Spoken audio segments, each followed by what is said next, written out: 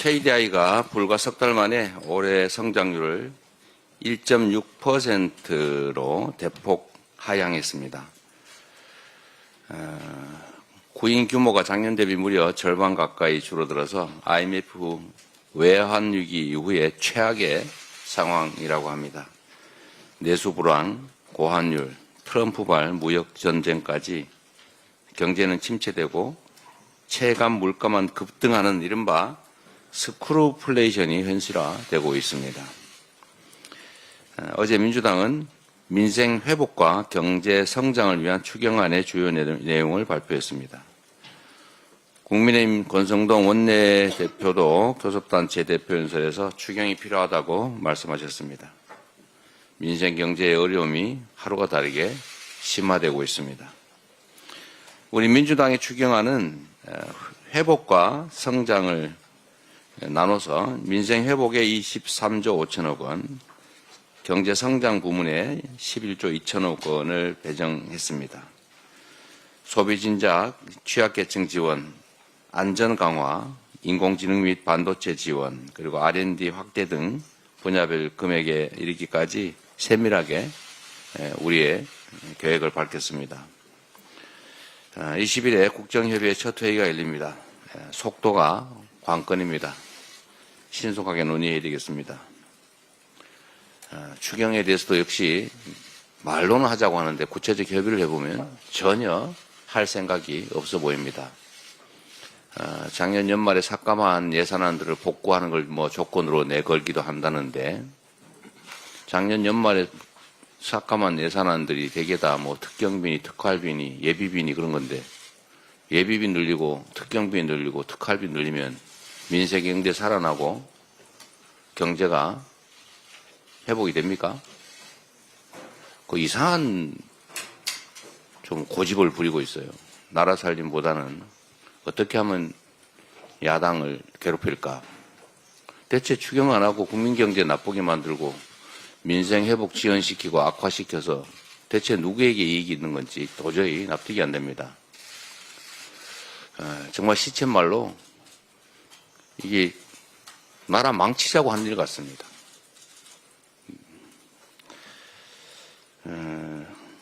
오늘 하늘이 밝은 날이라고 합니다. 거듭 명복을 빕니다. 유가족들께서 다시는 이런 일이 없도록 해달라고 호소하셨습니다. 우리 민주당은 한들입법 제정을 포함해서 다시는 이런 일이 발생하지 않도록 제도적 보완책을 최대한 마련해 보겠습니다. 그리고 이 입법 과정에서도 일부가 우려하는 것처럼 혹이라도 선량한 교직원들이 억울하게 피해를 입는 일이 없도록 섬세하게 배려해야 되겠습니다. 아이들을 위해서 보다 안전한 환경을 만드는 것이 고통을 겪는 유가족들 그리고 학교에 아이들을 보내는 우리 부모님들의 걱정을 덜어드리는 길이다. 또 위로하는 길이다. 이렇게 생각합니다. 그리고 또 내일은 항공참사 49제 합동위령제가 무안공항에서 또 광주에서 열린다고 합니다. 모쪼록 모두가 한마음으로 가족을 잃은 분들을 거듭 위로하고 다시는 이런 일이 발생하지 않도록 경각심을 가져야 되겠습니다. 우리 민주당도 특별법 제정을 비롯해서 약속한 대로 예방대책을 빈틈없이 마련해 가겠습니다. 사람이 살아가면서 모든 재난을 완벽하게 막을 수는 없지만 최소한의 인재는 예방할 수 있는 시스템을 갖춰 나가야 되겠습니다. 제가 준비되진 않았는데 한 말씀만 좀 추가로 드리도록 하겠습니다. 어제 제가 뉴스를 보다 보니까 하도 기가 막힌 장면들이 많아서 한 말씀을 꼭 드려야 되겠습니다. 지금 내란 사건 수사 과정에서 어디 메모를 보니까 노상원 전직 사령관, 전 사령관 메모에서 나온 것 같습니다. 누구를 잡아다가 지오프에서 폭사를 시키자, 음식물에 독약을 타가지고 죽이자, 어디 화물선에 실어가지고 폭발물을 설치한 다음에 원격 조종으로 폭발을 시키든지 시한폭탄으로 폭발을 시켜서 바다에 빠뜨려 죽이자. 뭐 이런 황당무계한 정말 끔찍하고 잔인한 계획을 세웠던 게 드러나고 있습니다. 그 대상자들도 광범위합니다. 그 차범근 감독이 왜 들어갑니까?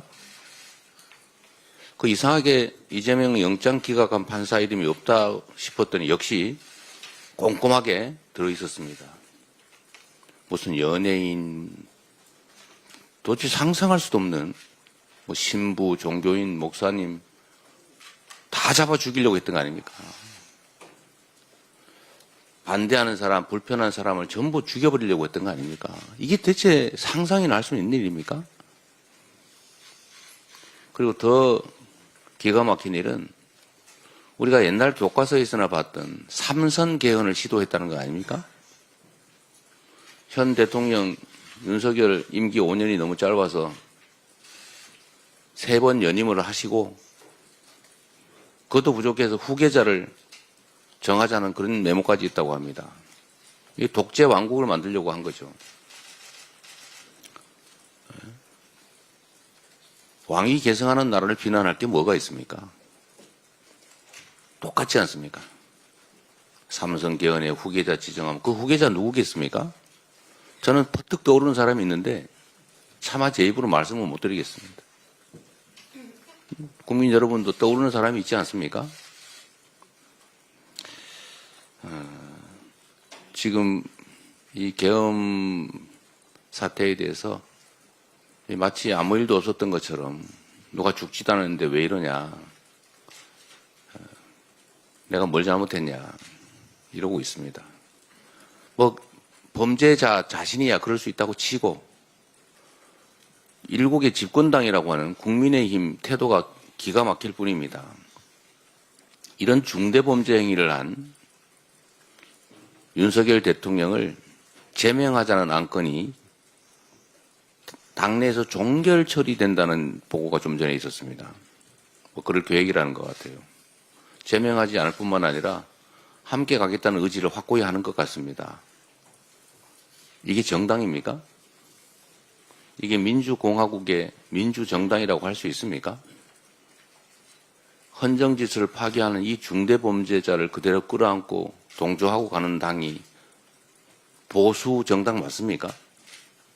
이건 극우 정당도 아닙니다. 범죄 정당입니다. 국민의힘의 각성을 촉구합니다. 다음으로 박찬대 원내대표의 발언이 있겠습니다. 명태균 특검에 반대하는 자들이 범인입니다. 국민의힘 권성동 원내대표가 어제 명태균 특검법에 대해 여당의 목숨줄을 노리는 자객특검이라고 맹비난했습니다. 불과 일주일 전에는 추진하려면 추진해보라 그러더니 그 사이 무슨 일이 있었길래 마음이 바뀌었는지 궁금합니다. 명태균 특검법은 12.3 비상계엄 선포의 직접적 원인인 명태균 게이트를 수사하자는 법안입니다. 3일 전 교섭단체 대표연설에서 12.3 비상계엄으로 국가적 위기 상황이라며 사과를 해놓고 명태균 게이트 진상을 밝히자는 특검을 반대하는 것은 무슨 경우입니까? 명태균 측 남상권 변호사는 명태균 특검에 반대하거나 대답 안 하고 도망가는 사람들이 있으면 그 자들이 명태균 사단이라고 설명했습니다. 이 감별법에 따르면 권성동 원내대표도 오세훈 서울시장이나 윤상현 의원 못지않게 뭔가 캥기는 게 있는 것 같습니다. 그렇지 않고서야 이렇게 결사반대할 까닭이 없습니다. 언제는 명태균을 일컬어 사기꾼이라고 비난하던 국민의힘이 명태균 특검을 하면 자신들의 목숨줄이 끊어질 거라 걱정하는 것도 이해가 되질 않습니다. 명태균이 사기꾼이고 그가 하는 말이 새빨간 거짓말이라면 오히려 철저하게 수사를 해서 억울함을 풀어야 하는 것 아닙니까? 특검을 거부하는 자가 범인이라던 국민의힘이 특검을 거부하면 국민께서는 국민의힘이 범죄 집단이구나 하고 생각할 수밖에 없습니다. 괜한 오해 만들지 말고 떳떳하게 명태균 특검법에 찬성하십시오. 12.3 비상계엄에 김건희의 그림자가 어른거리고 있습니다. 어제 헌법재판소 탄핵심판 변론에 참석한 조태용 국정원장은 계엄 전날 김건희와 문자를 주고받은 사실을 인정했습니다. 조태용 원장은 2일 김건희로부터 문자 2통을 받고 다음 날 답장했다며 그 내용에 대해서는 기억이 잘 나지 않는다고 했습니다. 평소 문자를 주고받는 일이 자주 있는 일은 아니라면서도 민감한 시기에 주고받은 문자 내용을 기억하지 못한다는 답변이 회개합니다. 계엄 당일 계엄 메모를 기억하지 못한다는 최 대행의 답변과도 비슷하지 않습니까? 아무리 좋게 해석을 하려고 해도 민간인인 김건희가 국정원장과 문자를 주고받아야 할 이유를 찾지 못하겠습니다. 그것도 왜 하필 비상계엄 선포 전날 문자를 2통이나 보냈는지 그 내용은 무엇인지 투명하게 밝혀내야 합니다. 민간인인 김건희가 경호처 비화폰을 지급받았다는 의혹도 제기된 걸 보면 김건희가 계엄 논의와 실행에 개입한 것이 아닌지 강한 의심이 듭니다.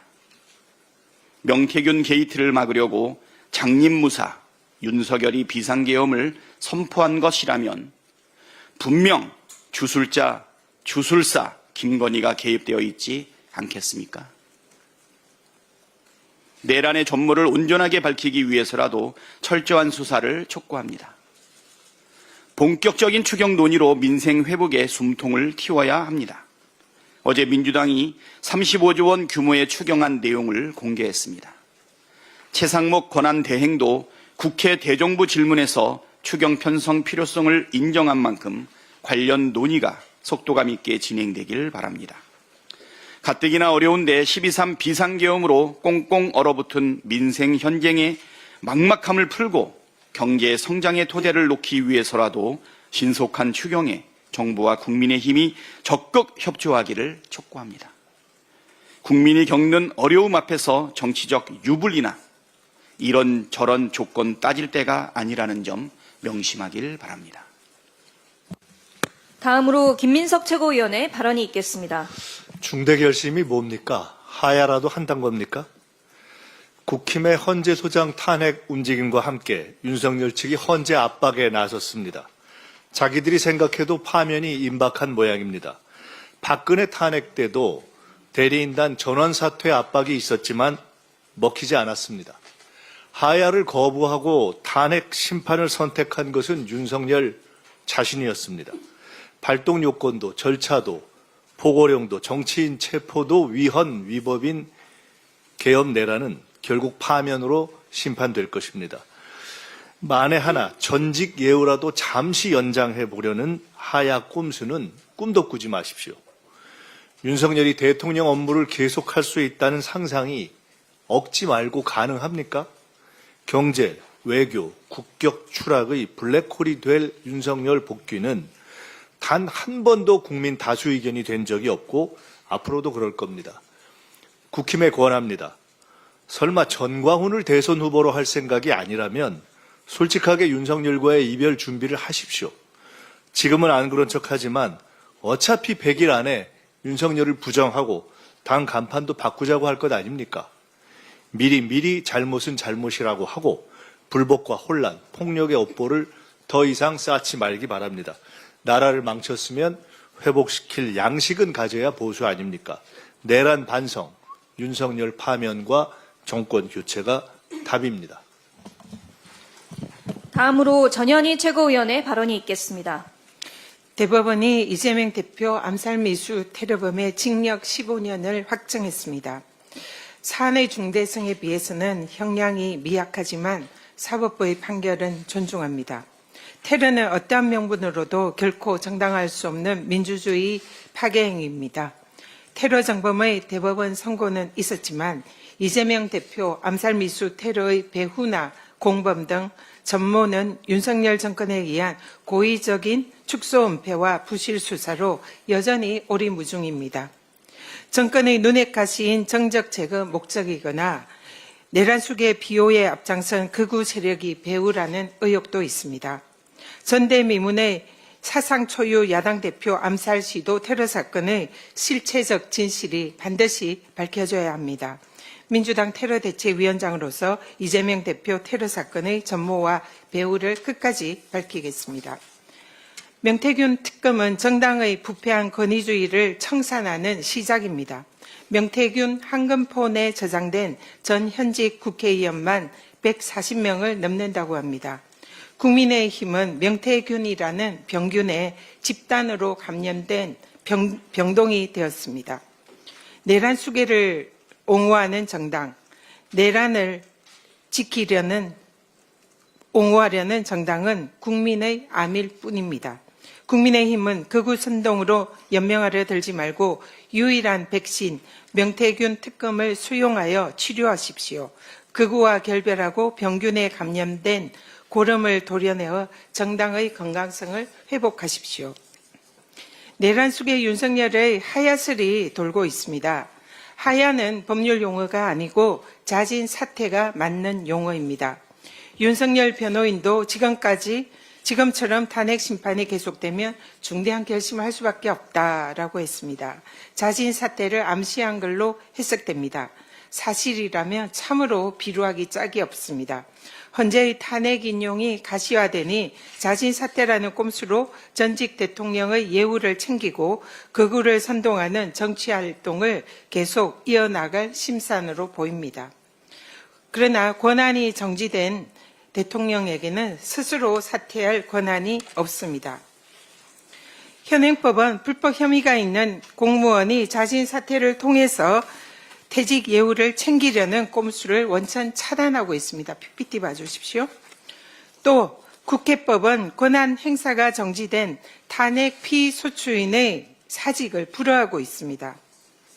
또 국가공무원법도 파면에 해당하는 징계 의결이 요구 중인 공무원의 퇴직을 허용하지 않고 있습니다. 이러한 법령의 해석에 의하면 윤석열의 자진 사퇴는 허용되지 않아야 합니다. 그러나 설령 내란 속의 윤석열이 자진 사퇴라는 꼼수를 선택하더라도 탄핵 심판은 계속되어야 합니다. 일각에는 퇴직 공무원에 대한 재판은 소의 이익이 없기 때문에 청구는 각하되고 재판은 종결된다. 그러므로 탄핵 재판도 종결되어야 한다라는 주장이 있습니다. 그러나 헌법재판소 판례에 따르면 내란 속의 윤석열의 경우에는 소의 이익으로 인한 탄핵 재판의 종결에는 적용되지 않습니다. 판례를 한번 보시기 바랍니다. 헌법재판소 판례를 찾아보니 이런 사례가 다수 있습니다. 첫 번째로 국가보안법 사례입니다. 국가보안법에 의해서 구속기간이 연장된 사례에서 구속기간이 만료되어 심판 청구의 이익은 없어졌습니다. 그러나 헌법재판소는 이러한 경우에도 심판을 종료하지 않고 종국 결정으로 위헌 결정인 인용 결정을 내렸습니다. 그리고 또 두 번째로 헌법재판소에서는 신군부 사건 기억하시죠?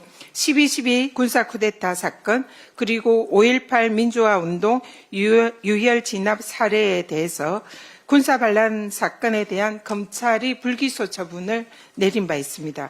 이 불기소 처분에 대해서 헌법 소원이 제기가 되었지만 이 경우에 소의 이익이 없어서 청구인 측이 심판 청구를 취하했습니다.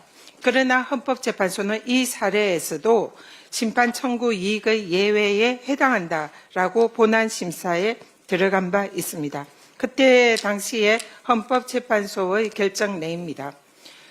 침해 행위가 앞으로 반복될 위험이 있거나 분쟁 해결이 헌법 질서의 수호 유지를 위해서 기묘한 사항이고 헌법적으로 그 해명이 중대한 의미를 지니고 있는 경우에는 예외적으로 심판 청구의 이익을 인정할 수 있다. 이 말은 즉 심판 청구의 이익, 소의 이익이 없어지는 사안이 발생해도 이 헌법 수호를 위해서는 헌법재판소는 예외적으로 헌법재판을 계속할 수 있다. 이런 내용입니다. 따라서 권한이 정지된 대통령에게는 사퇴할 근한이 없습니다. 그럼에도 불구하고 내란숙의 윤석열이 탄핵으로 파면되기 전에 사퇴라는 꼼수를 부린다 하더라도 헌법재판소 판례에 따라서 탄핵 재판은 계속될 수 있습니다. 내란숙에는 반드시 헌법의 이름으로 파면되어야 합니다. 이상입니다. 다음으로 한준호 최고위원의 발언이 있겠습니다. 네, 저도 준비된 발언은 아닌데 13일 한 언론이 입수한 노상원의 수첩 내용은 그야말로 데스 노트였습니다. 그 내용 중 중앙 수거 완료 뒤 한 달 내 지방도 수집 대상 수거, 즉 체포를 전국적으로 확대하겠다는 구상인데 특히 지방 수거팀을 운영한다는 계획도 적시를 하고 있습니다. 그리고 군수 이상 지자체장을 선거가 아닌 임명하는 등 지방선거도 무력화하는 정황도 담겨 있습니다. 이 수첩은 그야말로 독재로 가는 길에 설계도였던 것입니다. 그 수첩에 나온 명단 속 몇 분하고 통화를 해봤습니다. 그랬더니 정말 다들 당황해 하시더군요. 이와 관련해서 수사당국은 수사의 속도를 좀 내고 관련자들을 단호하게 처벌을 해야 되겠습니다. 윤석열은 어렵게 이룬 민주주의를 한 번에 말아먹으려고 했습니다. 상황이 이런데도 국민의힘은 전혀 반성도 없습니다. 정신들 차리십시오. 오랜만에 원희룡 전 장관이 등장해서 짧게 한 말씀 드리겠습니다. 어제 더불어민주당은 명태균 씨 녹취를 추가로 공개했습니다. 명 씨가 지난 2022년 3월 13일 지인과 대화를 한 것을 녹음한 것인데요. 이때 명 씨는 원희룡 전 장관이 윤석열 대통령 인수위에 들어가게 된 상황을 언급하고 있습니다. 2021년 11월경 윤석열 후보 선대위를 꾸릴 때 명 씨가 원 전 장관을 중책에 앉히라라고 했었고 안상수 전 창원시장도 원 전 장관 부탁을 여러 번 했다면서 명 씨는 원희룡이는 고맙다고 해야 한다라고 말을 합니다. 그랬더니 원희룡 전 장관이 바로 입장을 냈습니다. 원희룡이 두렵긴 두려운가 봅니다. 라면서 택도 없는 기획공작이다라고 주장을 합니다. 그런데 중요한 해명은 빠져 있습니다. 지난 대선 당시 원 전 장관은 명 씨를 알고 있었냐라고 하는 그 핵심을 피해가는 것입니다. 정말 택도 없는 변명이 원희룡스럽습니다. 지난 11월 1일입니다. 국회 운영위원회 국정감사 당시에 강휘정 위원이 증인 강혜경 씨에게 원 전 장관과 명 씨 사이를 물었습니다. 그랬더니 강 씨는 제주도지사 때부터 자주 연락을 하고 소통을 했던 것으로 안다라고 증언을 한 바가 있습니다. 그랬더니 원 전 장관이 발끈하며 엄정 대응 입장을 밝히고 지난 전당대회 때 인사한 것이 2년의 전부다라고 주장을 했습니다. 뭐가 맞는 겁니까? 원희룡 전 장관은 명 씨와 언제부터 알게 된 것인지부터 밝혀야 됩니다. 그래야 창원 국가산단 지정을 둘러싼 의혹도 해소가 되지 않겠습니까? 참고로 하필이면 원 전 장관이 그 당시 국토부 장관이었습니다. 이 사안이 원 전 장관 주장대로 기획공작인지의 여부는 명태균 특검으로 규명을 할 수 있을 것 같습니다. 자신 있다면 이참에 함께 진실을 확인해 보는 것도 좋을 것 같습니다. 개는 겁이 날 때 가장 크게 짖습니다. 이상입니다. 다음으로 김병주 최고위원의 발언이 있겠습니다. 네, 판도라의 상자가 열렸습니다. 노상원의 수첩 내용이 드러났습니다. 언론 보도에 따르면은 노상원의 수거 대상은 500여 명에 이릅니다. 문재인 전 대통령, 유시민 작가, 이준석 의원 등 정치권 인사에다가 박정훈 전 해병대 수사단장, 이재명 대표에 대한 구속영장을 기각했던 현직 부장판사도 포함됐습니다. 천주교 이외에도 불교와 개신교 등 종교인들, 김재동 씨 등 연예인과 축구선수 출신 차범근 씨까지 명단에 있었습니다. 더욱 충격적인 것은 이들에 대한 실행 계획입니다. 무인도나 북한 접경 지역에 수용한 뒤 자체 사고 처리한다. 사살, 폭파, 침몰, 격침, 화재, 수류탄 등이란 내용도 담겼다고 합니다. 게다가 수거 후에는 북에서 조치한다라는 표현도 있습니다. 북한과 비공식 접촉, 무엇을 내줄 것인지 등 북한을 끌어들일 계획까지 세웠던 흔적도 확인됐습니다. 내란 이후에 장기 집권을 꿈꾼 계획도 있습니다. 삼성 개업이 언급됩니다. 독재자의 길, 장기 집권의 길을 가겠다는 것입니다. 경악을 금치 못할 정도입니다. 충격과 공포 그 자체입니다. 이런 구체적인 계획까지 드러났는데 체포 지시가 없었다는 내란 수계의 주장을 누가 믿겠습니까? 윤석열은 하루빨리 석고대죄하고 스스로 탄핵의 문을 열기 바랍니다. 국회 내부로 진입해 의원을 끌어내라, 이런 취지의 지시를 받았다. 조성현 수방사 제1경비단장이 어제 헌법재판소에서 한 말입니다.